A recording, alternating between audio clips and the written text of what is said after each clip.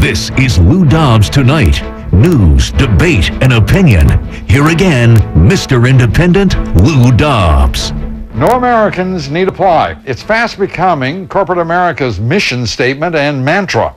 On Monday, we reported that the Nielsen Company, the company that measures television ratings, has been replacing American workers with cheap foreign labor.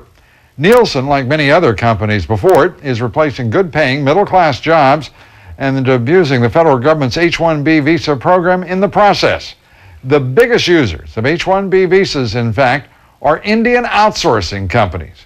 Now, some communities are telling Washington they've had enough of seeing jobs in their communities shipped overseas or labor shipped overseas to their communities. Bill Tucker has our report. The City Council of Oldsmar, Florida is not suffering quietly the sting of Nielsen's actions.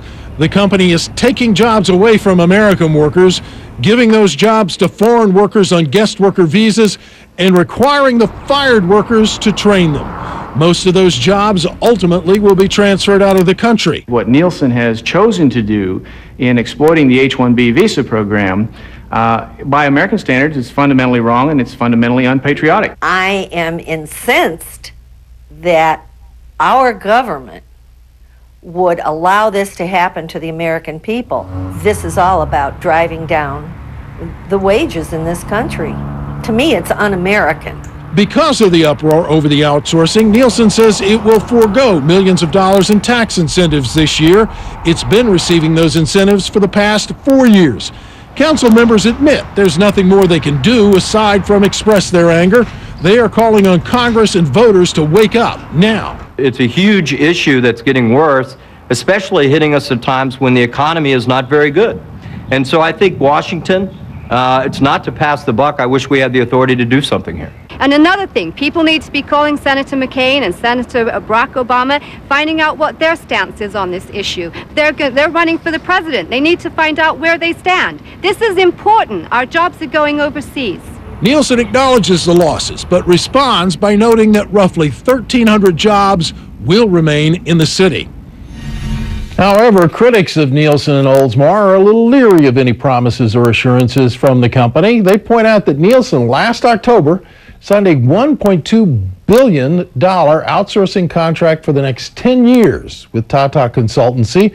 The deal includes not only information technology support, but Lou, operational support as well.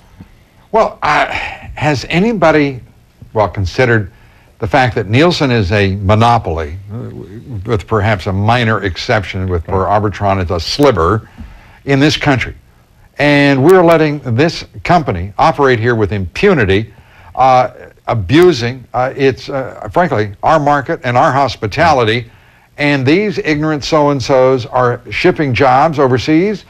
Who needs them?